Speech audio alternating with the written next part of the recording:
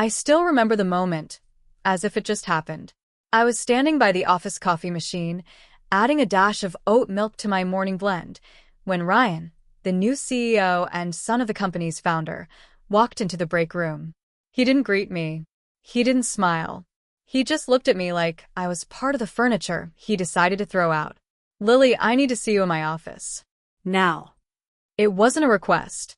I had been with the company for nearly 11 years.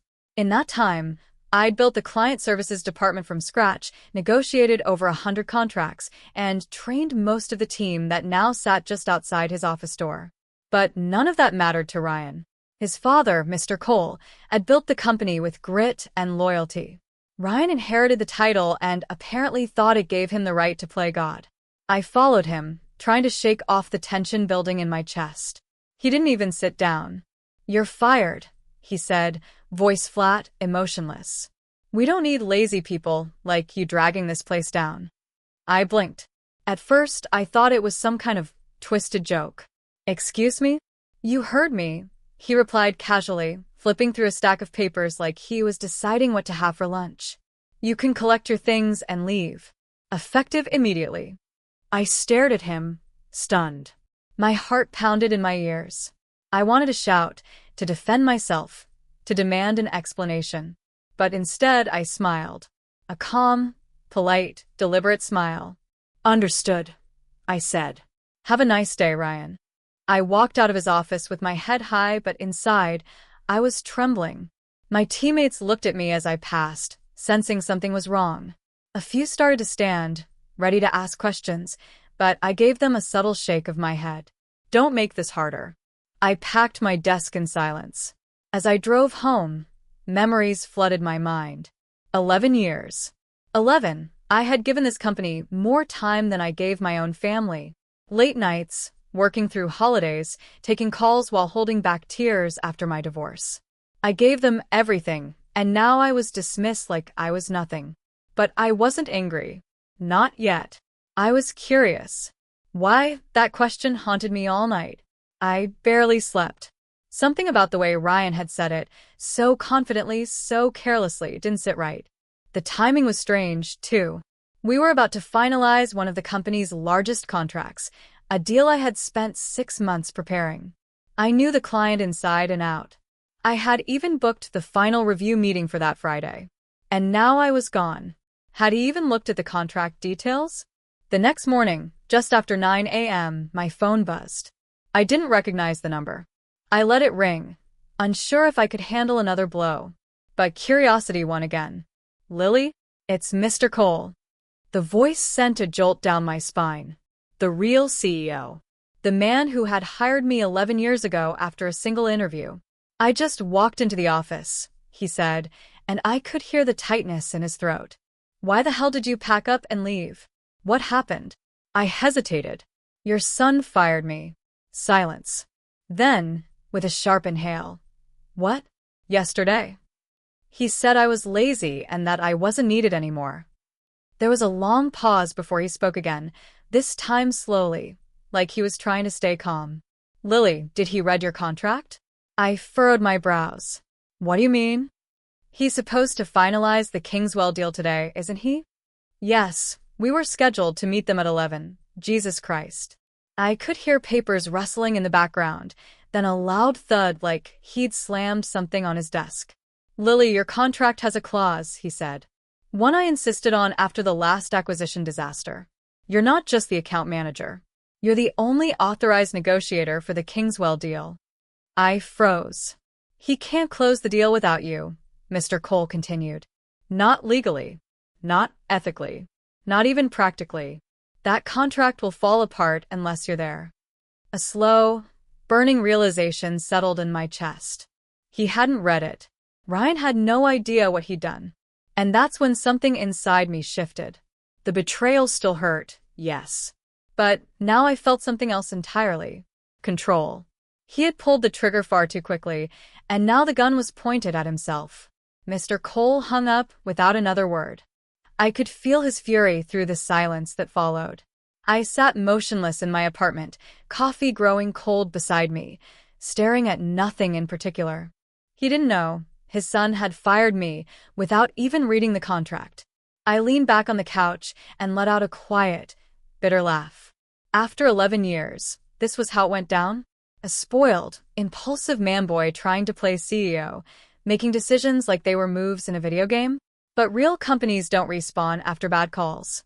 And this one was about to find that out the hard way. I wasn't sure what was going to happen next. Part of me wanted to get dressed and show up to the office, just to watch the fallout unfold. But another part, the one that had endured years of thankless overtime and swallowed my pride more times than I could count, wanted to let them burn. I didn't have to wait long. At 10:13 a.m., I got another call. This time it was Ryan. I let it go to voicemail. A minute later, another call. This one from reception. Then legal. Then accounting. I stared at my phone as it buzzed nonstop, lighting up like a Christmas tree. I didn't answer a single one. The voicemail icon blinked at me, relentless. I tapped it open. Lily, hi, it's Ryan. His voice was strained. Listen, there was a misunderstanding yesterday. I might have acted too fast. We need you back today. It's urgent. Please call me. Urgent. The word rolled around in my head like a marble in a glass. He hadn't said sorry. Not once. Not even in a fake, corporate way. Instead, it was panic disguised as politeness. I took a sip of my cold coffee, still not moving from the couch. At 10:32, my phone buzzed again. This time, a number I hadn't saved in years. Nicole. A former colleague we'd grown close back when she was in my department before she transferred to marketing. I picked up. Lily? You won't believe what's happening here, she said, her voice barely above a whisper. Try me. Ryan just got chewed out by his dad. Like, in front of everyone. The meeting room was full. Mr. Cole walked in and slammed the Kingswell contract on the table. I raised an eyebrow. He brought the contract? Oh, yeah. And he asked one question. Did you read this before firing Lily? And Ryan tried to bluff, said something about moving in a new direction and reevaluating roles. But Mr. Cole didn't buy it. He flipped to the clause. You always talked about. The one that says you're the sole negotiator on the Kingswell account. That clause was there for a reason, I know. Everyone knows. Except Ryan. She paused for a moment. I could hear office murmurs in the background. Lily, he looked pale. Like, ghost pale. He realized. He's the reason Kingswell's about to walk. I exhaled slowly. And what did Mr. Cole say? He told him if the deal falls through, your position here becomes negotiable. I let out a breath I hadn't realized I was holding. There it was. The first crack in Ryan's armor. I don't know what you're planning, Nicole added, but whatever it is, you have the upper hand now. I ended the call with a soft thank you, then stood and looked out the window. The skyline was quiet, still. I always found comfort in that. The city, indifferent to human chaos, going on as usual. At 11:15, another message came through. This time, from Mr. Cole himself. Asterisk Lily, I'm sincerely sorry for what happened. I misjudged the situation. Please come in. Not just for the deal, but so we can talk privately. Asterisk, it was tempting. But I wasn't ready to just walk back and like nothing happened. Not yet. Ryan's mistake wasn't just about a contract. It was about respect. About trust. And about the years I had given. Years that couldn't be replaced by a panicked phone call and a seat at a negotiation table. Still, something stirred inside me. I wasn't a petty person, but I wasn't weak either. I didn't want revenge. I wanted accountability. I picked up my phone and finally responded. Not with a call, but a message. Asterisk, I'll consider returning to finalize the Kingswell deal, but only under specific conditions. I'd like to speak with Mr. Cole directly beforehand. Asterisk, I hit send. Then, I changed out of my pajamas and began to prepare. By the time I arrived at the office, it was just past noon.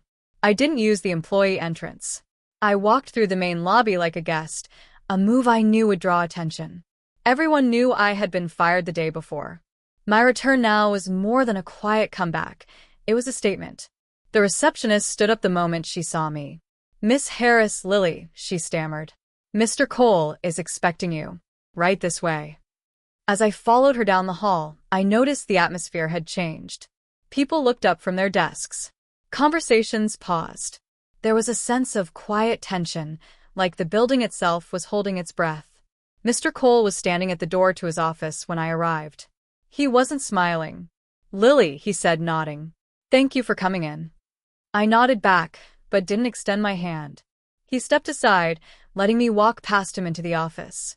It was quiet for a moment as I took a seat across from his massive oak desk. He closed the door behind him, leaned against it, and let out a long sigh. "I made a mistake," he began. "A big one. I gave my son too much authority, too fast. I wanted him to prove himself, but I didn't expect him to burn bridges before even learning how to build them." I stayed silent. He sat down, his voice softened. "What he did to you is unprofessional, disrespectful, and frankly, it jeopardized a deal we've worked over half a year to secure." I nodded slowly. Yes. It did. I read the contract again this morning. Every word. You were given full autonomy over the Kingswell account. Legally, the client won't recognize anyone else as a representative of this company during negotiations. That clause was put in place after the Steel Ridge debacle. I remember it well. "So do I said quietly. I was the one who managed the fallout. His eyes met mine. "You didn't deserve what happened yesterday," he said. "And I'd like to offer you your job back. With full authority to finish the deal. Whatever conditions you need, I'll make them work." There was sincerity in his tone. Regret, too. But this wasn't just about the deal. It was about leadership. Accountability. Dignity. "I'll return," I said. "But I want everything in writing. A revised contract. Clear autonomy over Kingswell. And no interference from Ryan." He nodded immediately. Done. "And one more thing," I added, voice firm. "This can't happen again. Not to me. Not to anyone else." A long silence followed. Then he gave me a slow, thoughtful nod. "You have my word." With that, I stood. The moment I stepped out of his office, I could see Ryan standing down the hall, arms crossed, pretending to be deep in conversation with a junior executive. But his eyes locked on mine the second I appeared. I didn't flinch. I didn't look away. I walked straight past him, and I swear for a second I saw the exact moment he realized his control was slipping. By 1 p.m., the boardroom was ready. The Kingswell team had just arrived, and we had about 30 minutes before the official meeting. I reviewed the documents one last time, confirming all the points we had previously negotiated. Their CEO, Mr. S., was a no-nonsense man with sharp instincts. He valued trust above all, and any whiff of internal disorganization would send him running. As I placed the printed Arabic translation of the final terms onto the table, I caught sight of Ryan pacing outside the glass walls of the meeting room like a caged animal. Mr. Cole stepped out to intercept him. Their muffled voices escalated quickly until Mr. Cole's hand shot up, silencing him. Ryan's face turned crimson. He looked over his shoulder at me with a mix of rage and humiliation. Then he walked away. That was the last time I saw him that day. At 1:30 sharp, Mr. S. entered with his aides. I greeted him in Arabic, and his eyes lit up. He smiled, a rare gesture from him. "You remembered," he said warmly. "Respect goes a long way." The meeting began. It went flawlessly. 2 hours later, we shook hands and signed the deal. After they left, Mr. Cole approached me again. This time his face showed genuine relief. "You saved us," he said. "And I owe you more than an apology."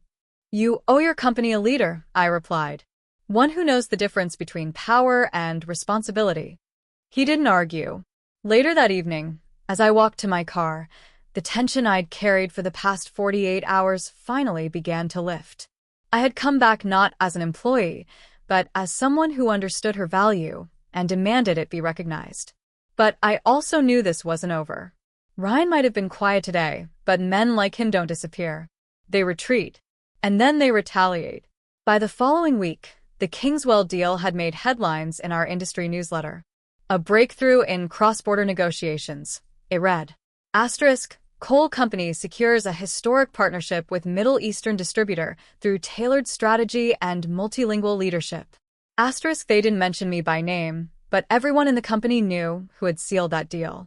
My inbox was flooded with quiet congratulations, internal messages from staff who had stayed silent during the storm. Some were from juniors I'd mentored years ago. Others were from managers who had once ignored me in meetings but now praised my leadership under pressure. I appreciated their words, but I wasn't naive. I knew how quickly people shift when the wind changes direction. The mood around the office had lightened. There were smiles, laughter again in the break room. Mr. Cole had made it clear Ryan was no longer involved in high-level decision-making until further notice. And yet, I couldn't shake the feeling that something was off. Small things began to happen. First, it was the expense reports. The reimbursement for my travel to the Kingswell meeting was delayed. Then, documents I had submitted for approval were returned to me and signed, without explanation. Next, an email I never sent, allegedly from my address, was flagged by IT. It contained incorrect client information and had been forwarded to one of our overseas partners. Luckily, the partner was someone I had a good relationship with, and he reached out directly to clarify. But the mistake had already planted doubt. I reported it to our internal systems team. They said there was no sign of external hacking. The message had originated from inside the office. That's when I knew Ryan was behind it. He was no longer trying to fire me. That approach had failed. Now, he wanted to make me look incompetent, to smear my reputation slowly, subtly, until I either quit in frustration or someone else decided I was a liability.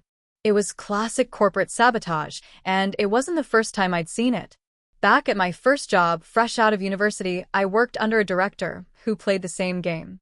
He wouldn't confront you directly, but he'd cut off your resources, isolate you from projects, quietly poison your name until the only option left was to disappear.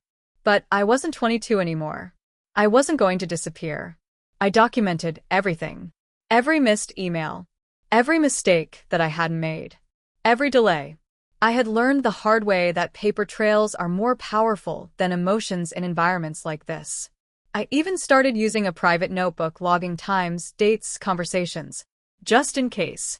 Then one afternoon, I overheard something that confirmed my suspicions. I was passing the conference room when I heard Ryan's voice inside, too loud for private discussion. "She's unstable," he said. "Since she came back, she's been erratic, aggressive. I don't think she's fit to manage high-pressure clients." I stopped in my tracks. "I'm just saying," he continued, "maybe we should start thinking about succession planning for client services. She's clearly overextended." Another voice responded, someone I didn't recognize, a newer executive, maybe. But the Kingswell deal, she pulled that off under serious pressure. Ryan scoffed. "She got lucky. We can't run a company on luck." I stood frozen for a few moments, then quietly walked away. My blood ran cold, not out of fear, but from the icy precision of his tactics.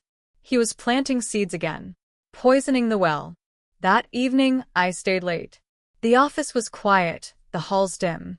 I sat alone in the glass meeting room, staring at the city lights, wondering how many more battles I would have to fight just to keep doing my job. And then a voice broke the silence. "Still here?"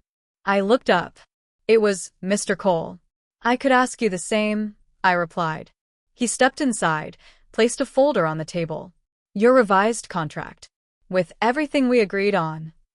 I opened it, read through the language. It was solid. I nodded in approval. "I've also started an internal audit," he added. "Too many things have been misfiled lately." I looked up sharply. He met my gaze. "I'm not blind, Lily. I know Ryan isn't finished." "Why haven't you stopped him?" I asked. There was a long pause before he answered.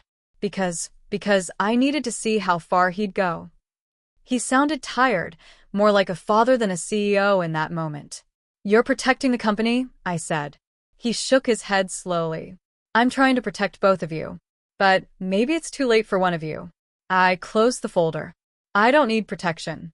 I need you to decide what kind of legacy you want to leave behind." His eyes lingered on mine. Then he turned and left. And I knew something bigger was coming. The office felt colder that week. Not because of the weather, but because the air between people had changed. Conversations dropped to whispers when I walked by.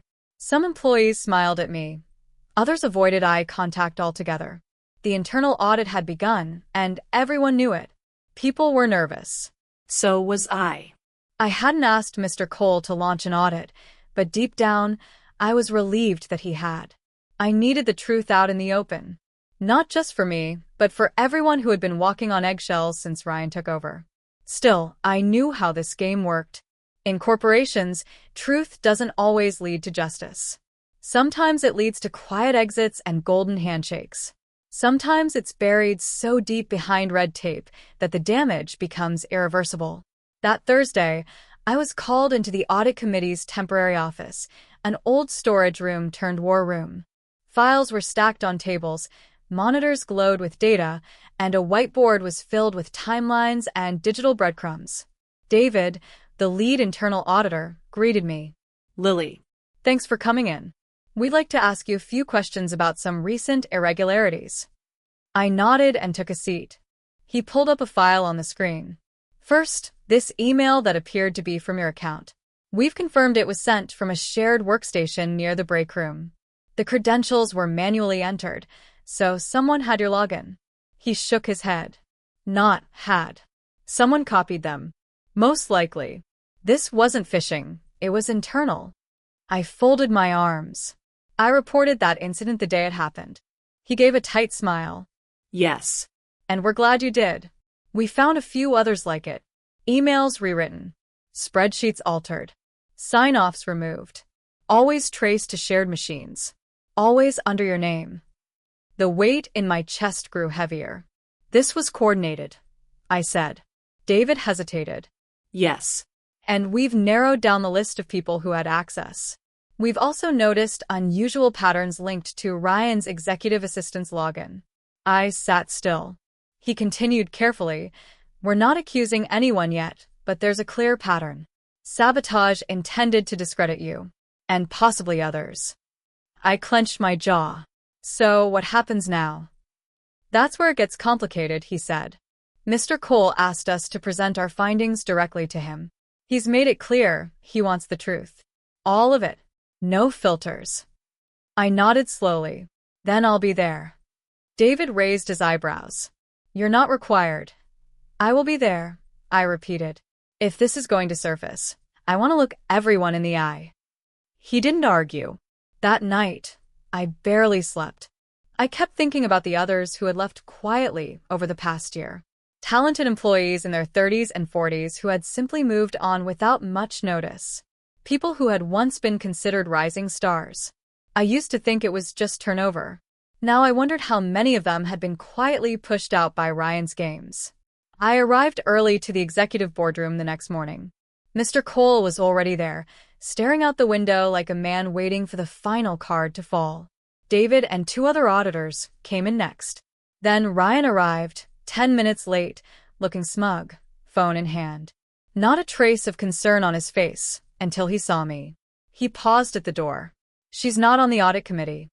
Mr. Cole didn't turn. She's here at my request. Ryan shifted his weight uncomfortably. This is supposed to be internal, confidential. Then you should have kept it that way when you used company resources to fabricate emails, I said, my voice calm but sharp. Ryan scoffed. That's ridiculous. David spoke up. We've traced multiple login attempts tied to your assistant's account, all connected to irregularities targeting Lily's work. There's a clear timeline. Ryan's face began to shift, his practiced smugness cracking. You're reaching. She's just bitter about being let go. I looked him in the eye. You didn't let me go, Ryan. You sabotaged me. And you almost tanked the biggest deal this company has landed in 5 years. Mr. Cole finally turned. I gave you a chance, he said quietly. I gave you more than one. And you've done nothing but tear down the people trying to build something real here. Ryan's bravado faltered. This isn't what you think. No, Mr. Cole cut in. It's worse. A heavy silence filled the room. Then Mr. Cole stood. The board will be reviewing this report. Until then, you are suspended. Effective immediately. Ryan opened his mouth to protest, but the words never came. He looked at me one last time, this time not with rage, but with disbelief, like he had finally realized that none of his usual tricks were going to save him now. He walked out in silence. I stayed behind. Mr. Cole exhaled, his shoulders sagging. I failed him, he said. As a leader, and maybe as a father. You can't lead someone who refuses to grow, I said quietly. But you can lead the company you still have. That choice is yours. He looked at me, then nodded. And for the first time since this all began, I felt the weight start to lift. 2 weeks had passed since the audit meeting, but the impact of that morning still echoed through every corner of the building. Ryan hadn't returned, and the once proud smirk he carried like a badge was now the stuff of whispered office gossip. The board moved quickly. The evidence was too strong, too detailed, too damning to ignore. The falsified emails, the login traces, the unexplained disappearance of files, the attempt to weaponize HR complaints, all under Ryan's direction, or through people he manipulated. When the final report came out, it was clear Ryan hadn't just tried to sabotage me, he had compromised the integrity of the company itself. His suspension became a termination. The official announcement cited breaches of ethical conduct and internal misconduct. No lawsuits, no press release, just a quiet exit through the back door of corporate history. But word spread anyway. I thought I'd feel triumphant when I heard the news. Instead, I felt calm, not victorious. Just steady, like I had weathered the storm, and now I could finally breathe. A few days later, Mr. Cole called me into his office.